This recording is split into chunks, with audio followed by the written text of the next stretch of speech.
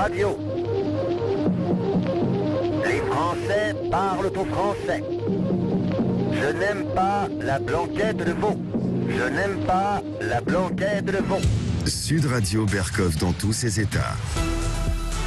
Eh bien, je ne suis pas le seul à être dans tous mes états et on reçoit quelqu'un qui a fait beaucoup de bruit par ses révélations et de bruit, effectivement, c'est Adrien Bauquet. On se rappelle son livre « Il faut lire, lève-toi et marche par la science ».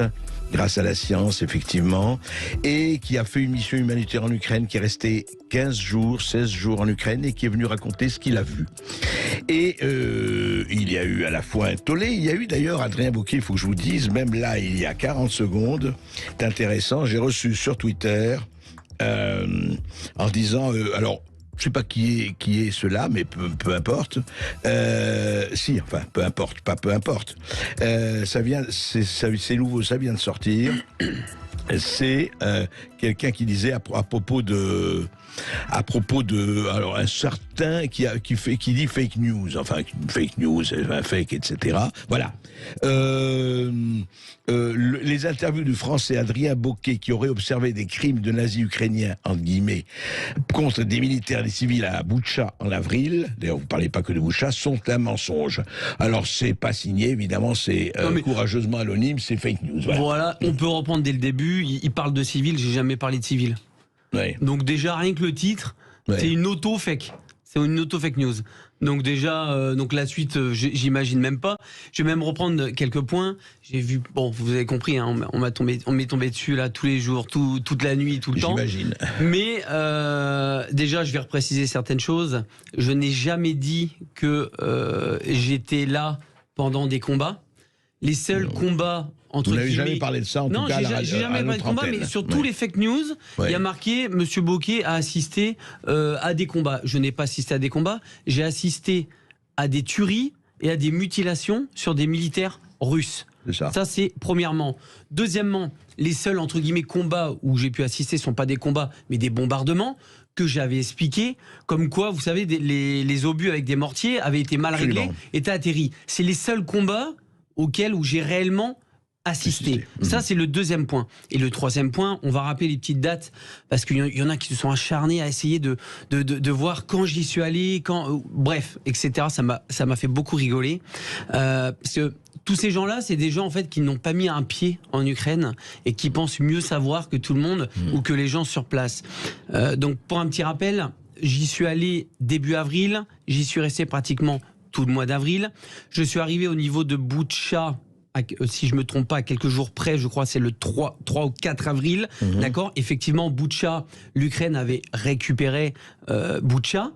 Je vais repréciser une chose. Au moment où je suis arrivé et qu'il y avait justement des militaires Azov à ce moment-là, il y avait donc des militaires russes qui avaient été capturés.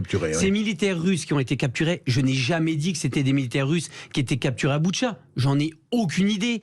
Tout ce que je suis en train de vous relater, que c'était des militaires qui avaient été capturés russes et qui étaient au niveau du nord de Boutcha, qui étaient entreposés en Boutcha. Ces militaires russes pouvaient arriver du Donbass, pouvaient arriver de partout. Pardon. Oui, mais c'était... Alors, Adrien Bauquet, c'était pas ça. La polémique était entre les Russes disaient que c'était une mise en scène, les cadavres qui avaient été allongés, etc.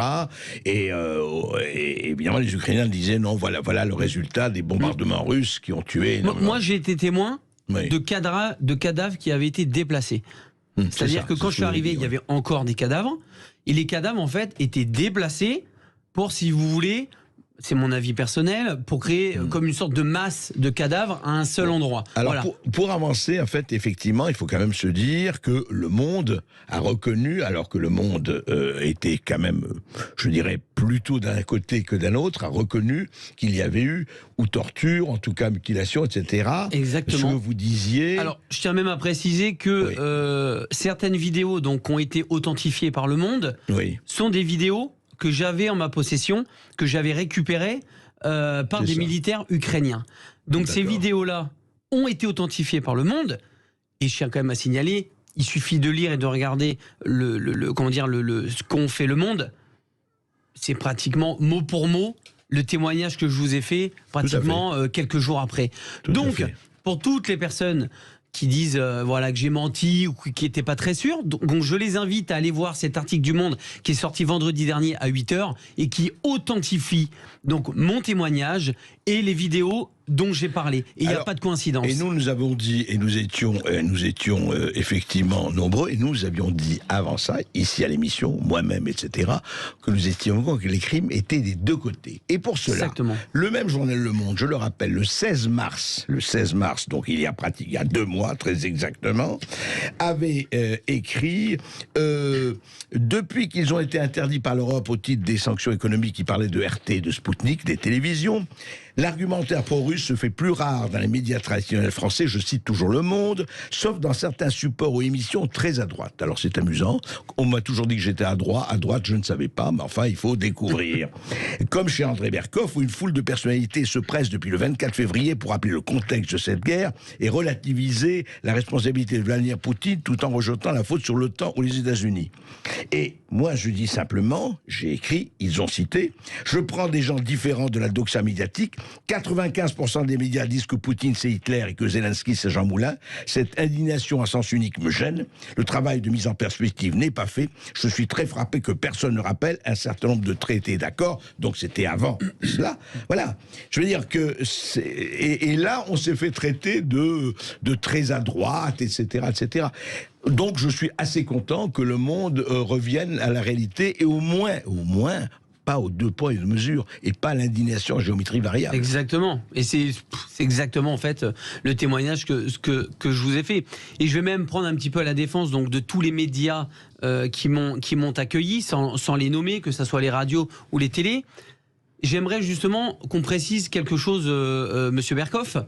Avant de venir sur votre plateau, qu'est-ce qui s'est passé? Qu'est-ce que je vous ai montré? Qu'est-ce que vous avez exigé surtout avant que je fasse mon témoignage? Absolument. Voilà, je voudrais juste que... Oui, non, j'ai bien confirmer que je vous ai montré des vidéos qui, je vous laisse en témoigner, l'horreur de ce que je vous ai montré. Et je tiens à préciser que vous n'êtes pas le seul. Tous les médias dans lesquels je suis passé ont regardé les vidéos en ma possession avant que je monte sur le plateau ou à la radio. Donc, toutes les personnes qui pensent que tous les médias ne vérifient pas, c'est totalement faux. Ils vérifient d'abord avant de faire entrer ou faire parler quelqu'un. Donc ça, c'est la moindre des choses. Exactement. Donc voilà. Après, je vais rebondir sur autre chose parce qu'on parle beaucoup comme quoi les patchs comment dire, du bataillon Azov, ça serait peut-être culturel, etc. Oui. Ça m'a fait bouillir. Donc je vais vous montrer quelque chose. Alors montrez-le à la caméra, oui. On le voit bien, oui, comme ça, voilà, c'est bien. Voilà, là vous voyez bien. Donc ici, c'est l'insigne Azov, d'accord, qui reprend le bataillon SS qui est ici. Donc vous avez vu juste le N est juste inversé. Et ici, vous avez donc un des bataillons du 3e Reich, d'accord, qui est un cercle avec un petit truc en escalier qui est repris ici, qui n'a absolument pas été modifié. Donc vous voyez, je le mets, voilà, que les gens se rendent bien compte quand même de ce qu'il y a quand même une continuité. Mais bien sûr. Alors effectivement, au niveau du SS, bon, le N a été inversé, mais ici la 3e Reich, il n'y a rien qui a été modifié. Donc l'emblème d'Azov, c'est bien des emblèmes néo-nazis, SS et du 3e Reich. Je viens de vous le montrer. Donc moi j'ai une question qui est très simple, parce que vous avez dû voir au niveau des médias. Donc moi je m'adresse au gouvernement français. Je vais sûrement avoir encore beaucoup de problèmes, mais c'est pas grave. Comment vous pouvez expliquer et justifier qu'un régiment militaire ukrainien prônant donc des sigles SS et du 3e Reich récupère de l'armement que la France et l'Europe est en train de donner à l'Ukraine? Je précise, l'Europe et la France donnent de l'armement et des munitions aux Ukrainiens, d'accord? Le groupement Azov est un groupement militaire normal pour l'Ukraine, donc il récupère de l'armement et munitions. Il fait partie de l'armée ukrainienne. Exactement. Donc comment la France et l'Europe peuvent justifier que de l'armement et des munitions sont donnés à un groupement qui prône du néo-nazi? Alors, je vais vous dire quelque chose de mieux. Je vais vous faire d'ailleurs réagir là-dessus, Adrien Bocquet. Il y a eu quand même une phrase tout à fait intéressante du porte-parole du Pentagone. Je ne sais pas si on l'a en sonore. Maxime, vous avez écouté juste le début, mais on l'a traduit. Augustin Moriot l'a traduit. Écoutez le porte-parole du Pentagone il y a 2 jours. The training and effort that went into getting the Ukrainians ready for this kind of war over the last 8 years. The United States, Canada, Britain, other allies really helped train the Ukrainians in small unit leadership, command and control. Again, that wasn't an accident. That was the work of the United Press States and so many other Secretary du allies. Pentagone. Alors voici ce qu'il dit. Depuis 8 ans, donc depuis 2014, début des combats avec le Donbass et compagnie. Depuis 8 ans, il le dit ouvertement en conférence de presse. Les USA, le Canada et la Grande-Bretagne et d'autres alliés ont vraiment aidé les Ukrainiens au commandement et au contrôle de petites unités, aux manœuvres opérationnelles, le genre de choses qu'ils mettent en pratique aujourd'hui. Ils sont vraiment passés d'une armée de l'ère soviétique très russe, très rigide dans la hiérarchie, à une armée plus occidentale dans sa façon de penser. Encore une fois, ce n'était pas le hasard, c'est le fruit du travail des Américains.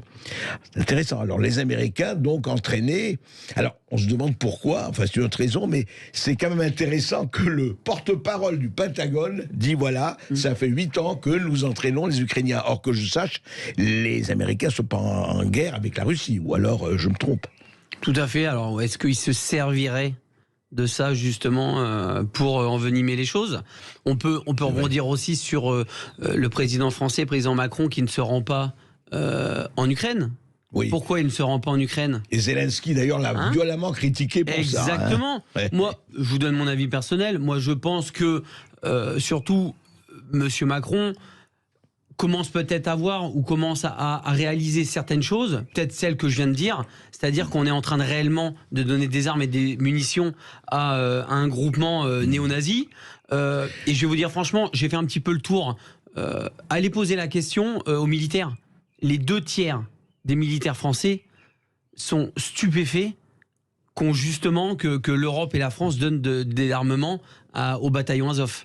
Donc, alors, je voudrais dire quelque chose, enfin, remontrer la vie. Savez-vous, alors je ne sais pas, alors vous savez, on marche, effectivement, il faut être très très prudent. Je ne sais pas si c'est une photo truquée ou pas, mais on a vu, c'est votre photo de cette personne à Buffalo qui a massacré une dizaine de personnes afro-américains. Épouvantable. Vous avez vu ça? C'est terrible. Bien sûr. Eh bien, cette personne, sur une photo, portait, c'est pour ça que ça m'a frappé, je ne l'avais pas vu, portait le médaillon qui est au milieu. Voilà, c'est le Troisième Reich. Voilà, le médaillon du Troisième Reich. Il y a une photo de lui, un jeune mec, un blanc, avec.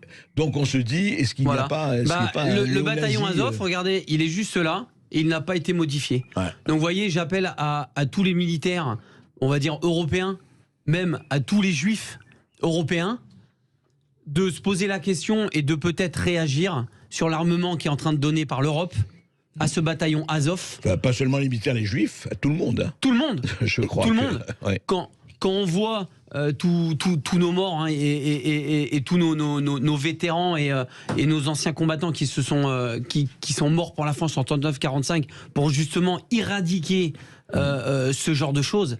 Et au jour d'aujourd'hui, ils sont tranquilles en train de se battre avec les munitions et les armes de l'Europe. C'est un vrai problème. Inadmissible. Et il faut évidemment que la guerre cesse, il faut que les Russes aussi arrêtent leur invasion d'une manière, c'est clair. Et j'espère que l'État français va, ou quelqu'un du gouvernement français, va s'expliquer sur ça. Parce que c'est pas possible. Il faut que le gouvernement parle et nous explique pourquoi on laisse ce bataillon prendre les armes de l'Europe et continuer à faire ce qu'ils font. Voilà. Merci Adrien Bocquet. Merci beaucoup. Et vous parliez des militaires français, nous allons recevoir le fameux général des banlieues, Emmanuel de Richouft, sur le sujet évidemment des banlieues qui s'embrasent, avec un responsable éducatif qui a des choses à dire également. Vous nous appelez au 0826 300 300.